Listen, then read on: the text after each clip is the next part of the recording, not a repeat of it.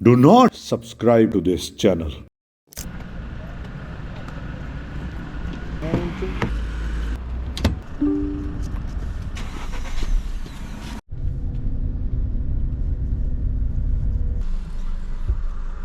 अस्सलामुअलैकुम सर, क्या हाल है? ठीक है, अल्लाह का शुक्र जी, बेहतरीन।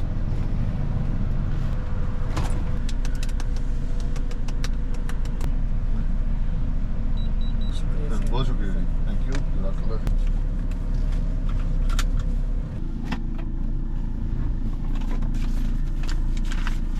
ये आवाज़ से लोचा लग रहा है कुछ।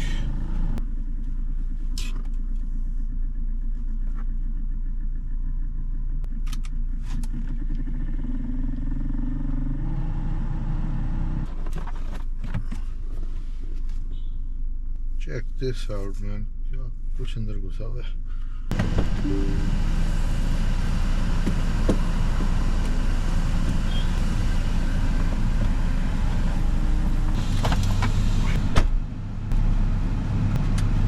अस्सलाम वालेकुम जी, गर्मियों के दिन मुबारक हों आप सबको। आज बहुत ज़्यादा गर्मी है कंपैरेटिवली। वैसे हवा ठीक है लेकिन धूप इतनी तेज़ है कि गर्मी लग रही है। और टी शर्ट्स और सर्दियों वाले सॉरी जो जैकेट्स वगैरह इन सब के दिन अब ख़त्म हो गए हैं।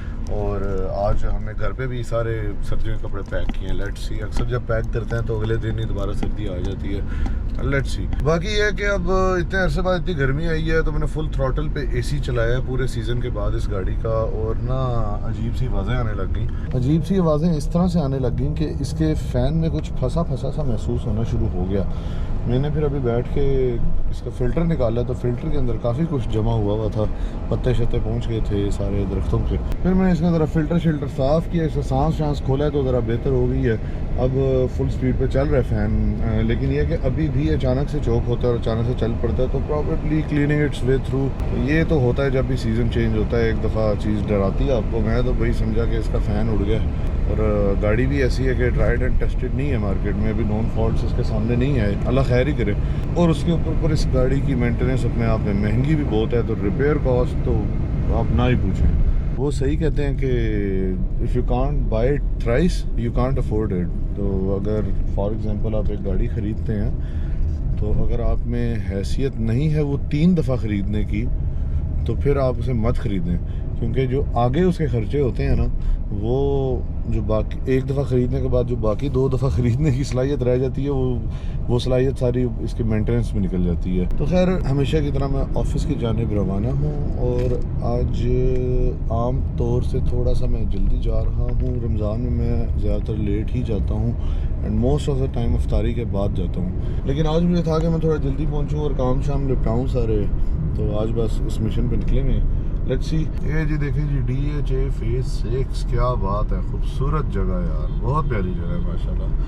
ये मेन बुलेवार्ड इन्होंने बड़ा अच्छा और बड़ा फ्यूचर प्रूफ सा बनाया है। फ्यूचर प्रूफ से मुराद ये है कि इन्होंने टाइमली जब इतना रश नहीं था तभी यहाँ पे अंडरपास बना दिया था, इन्होंने सड़कें चौड़ी कर दी थी और काफ़ी खुला डुला और बड़ा। Oh my God, look at that beauty. ये पुरानी गाड़ियों का मैं शुरू हूँ। तो खैर ये इन्होंने बड़ा वेल प्लान मेरे ख्याल में बनाया कंपैरेटिवली। जाहिर सी बात है इम्प्रूवमेंट की गुंजाइश तो मेरा ख्याल है बार्सिलोना में भी होगी। बार्सिलोना का नाम इसलिए क्योंकि वो काफ़ी वेल प्लान सिटी है, लेकिन ये फिर भी मेरे ख्याल में बहुत अच्छा इन्होंने फिर भी बनाया है। इन्होंने मेन कमर्शियल एरिया सामने दिया है, मतलब एक पूरी आपकी मेन बुलेवार्ड है जो फुल कमर्शियल एरिया लाइन में आपके साइड पे। कैपिटलिज्म वाइज बुरी बात है, लेकिन मैं अभी सिर्फ planning, oh my God Surf, तो अब मैं सिर्फ प्लानिंग वाइज बात कर रहा हूँ। तो ये चीज़ मुझे पर्सनली बहुत अच्छी लगती है इसकी। लेकिन जो चीज़ मुझे नहीं पसंद, तो ये जो आप प्लाजाज देख रहे हैं सारे, इनकी बैक साइड पे एक छोटी सी सर्विस लेन है।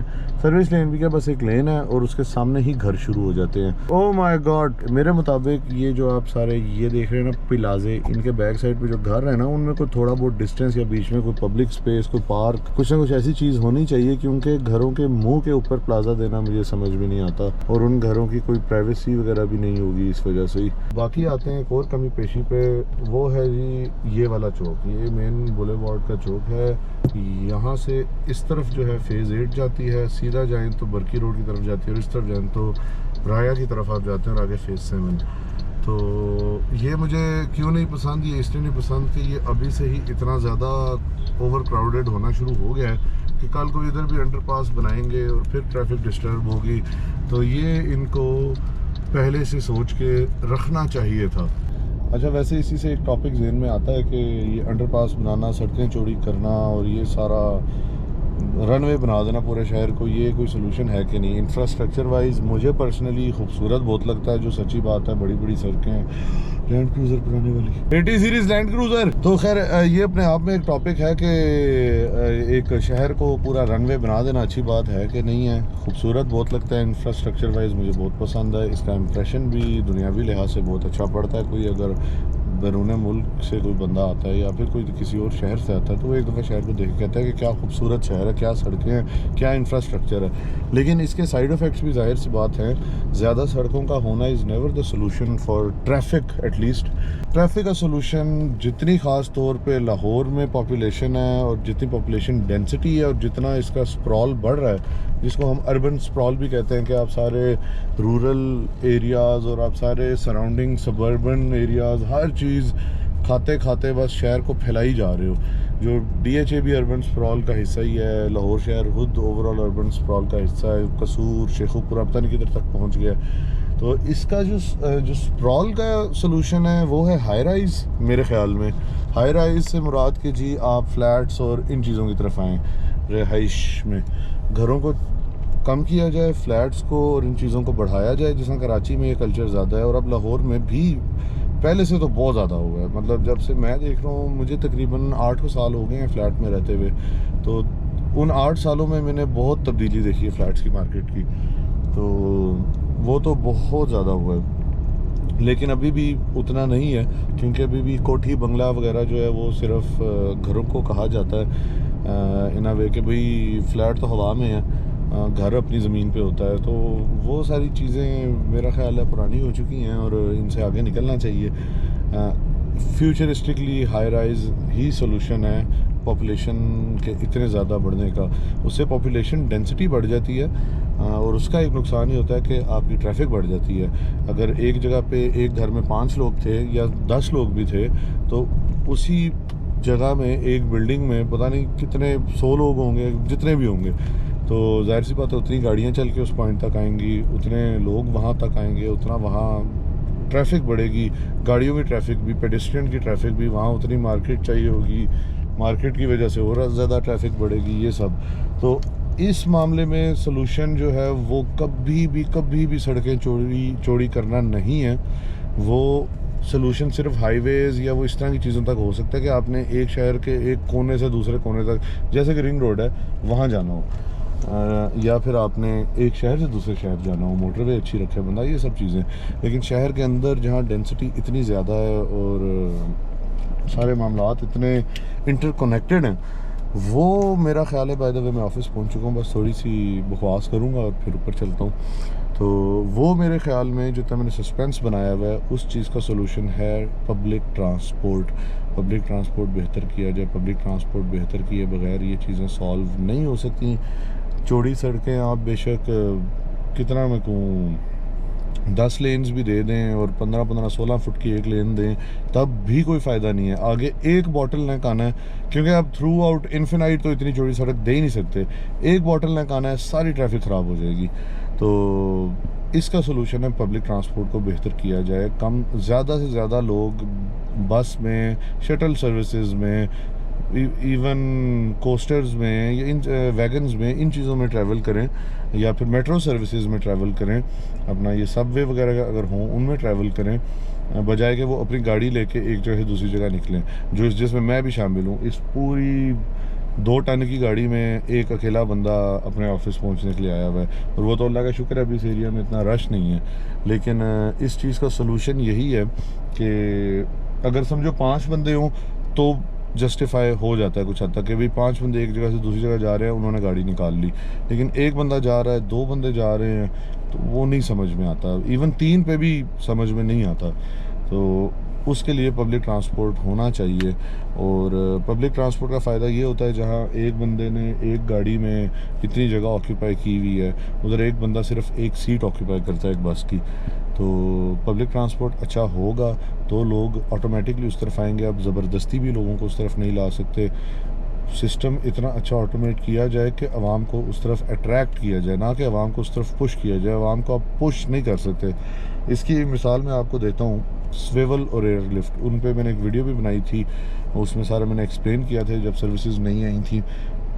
इतनी कमाल सर्विसेज, इतनी खूबसूरत सर्विसेज मैंने ख़ुद बहुत इस्तेमाल की। मैं ऑफिस कह रहा हूँ, मैं कॉलेज जाता था इधर अस्करी 11 से आगे NCA तक, ये कोई 25 किलोमीटर का सफ़र है एक साइड का, और 25 किलोमीटर शहर के जो हैं वो बड़े लंबे होते हैं। तो रश में से होता है, ज़्यादातर मैं मोटरसाइकिल पे ही जाता था क्योंकि रश और इन चीज़ों की वजह से। लेकिन जब स्विवल आई या एयरलिफ्ट आई, मैंने बहुत यूज़ की हैं। वो इतनी कमाल सर्विसेज थी। अनफॉर्चुनेटली वो प्राइवेट थी, वो पब्लिक सेक्टर नहीं थी, और उनको प्राइवेट होने के साथ साथ काफ़ी चीज़ें फेस करनी पड़ी। कोविड आ गया, नहीं चल सकी, स्विवल एग्ज़िट कर गई। स्विवल फिर भी काफ़ी देर तक टिकी, एयरलिफ्ट तो शुरू में ही एग्ज़िट कर गई, और उनकी तो पूरी अपनी एक कहानी है। लेकिन एयरलिफ्ट की ये मुझे बात अच्छी लगती थी कि वो एक हमारा अपना लोकल स्टार्टअप था। स्विवल जहाँ तक मेरी नॉलेज है, आई थिंक सो वो इजिप्शियन है, वो यहाँ की नहीं थी। लेकिन स्विवल काफ़ी देर रिटेन किया उसने यहाँ पे, लेकिन वो भी सर्वाइव नहीं कर सकी। क्योंकि मेरे ख़्याल में इस मामले में मैं हुकूमत की तनकीद करूँगा कि आप पब्लिक ट्रांसपोर्ट खुद तो इतना बेहतर नहीं करते। अगर प्राइवेट एंटिटीज़ आके बेहतर कर रही हैं तो आप उनको तो अच्छा सरवाइव करने में हेल्प करें। उल्टा वो उनको मज़ीद दबाया गया था क्योंकि ट्रांसपोर्ट माफिया और ये सारी चीज़ें। लेकिन यह कि ओवरऑल एक्सपीरियंस बहुत बेहतरीन था। और एग्जांपल खैर मैं ये देने लगा था कि वो इतनी अच्छी सर्विसेज थी कि लोग खुद उन सर्विसेज की तरफ अट्रैक्ट हुए। लोगों ने अपनी गाड़ियाँ छोड़ के, हर चीज़ छोड़ के, मेरे कई जानने वाले, मैं खुद था और बहुत से दोस्त यार थे जो कहते थे कि यार मैं गाड़ी नहीं लेके जा रहा, मैं एयरलिफ्ट पे जा रहा हूँ या मैं स्विवल पे जा रहा हूँ, क्योंकि वो कन्वीनियंट ही इतना था। आपने अपनी एक सीट बुक करनी है, वो कोई खड़े होकर किसी की बगल में मुंह दे के नहीं जाना होगा। तो ये सारी चीज़ें, इट वॉज वेरी कन्वीनियंट। और एयर कंडीशन बसेस थी, कोई गर्मी वाला मसला नहीं था। और इनिशियली ये जो स्टार्टअप है, ये हुकूमत की तरफ से ही होना चाहिए था, क्योंकि ये काम बेसिकली हुकूमत का अच्छी पब्लिक ट्रांसपोर्ट प्रोवाइड करना। यूजुअली मैं ये ज़रूर कहता हूँ कि लोगों को हुकूमत के साथ कोऑपरेट करना चाहिए। हर मामले में हुकूमत बुरी नहीं होती। हर चीज़ का इल्ज़ाम हुकूमत पे डाल के आप डकार मार के पेट निकाल के लम्बे नहीं पै सकते। अपनी भी जिम्मेदारियाँ देखनी होती हैं। लेकिन पब्लिक ट्रांसपोर्ट के मामले में मैं ये ज़रूर चाहूँगा कि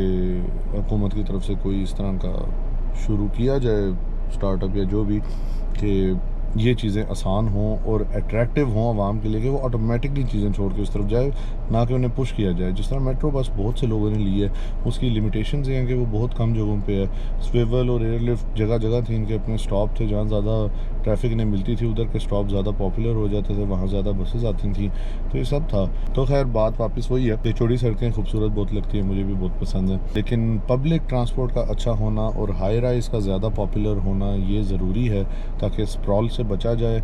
पॉपुलेशन डेंसिटी बढ़ जाए तो पब्लिक ट्रांसपोर्ट अच्छी हो तो वो पॉपुलेशन डेंसिटी भी कवर हो जाएगी। चलें जी, वीडियो देखने का बहुत शुक्रिया। मैं अब ऊपर चलता हूँ, बहुत देर बकवास हो गई और इसी बहाने चलें वीडियो भी अच्छी बन गई। कोई थोड़ा बहुत ज्ञान है जो मैंने उधर इधर दे दिया, जिसको मिल जाए अच्छी बात है। एंड एज ऑलवेज मैं हमेशा कहता हूँ कि ये सारी बातें open to discussion, open to challenges हैं। ये कोई मोहर नहीं है, ये पत्थर पे लकीर नहीं है। मुझे जो पता है मैंने आपके साथ शेयर कर दिया है। कुछ नॉलेज है जो मैंने दुनिया में उधर इधर से इकट्ठी की है और मैं आपके साथ शेयर कर रहा हूँ। वीडियो देखने का शुक्रिया। अल्लाह हाफिज़।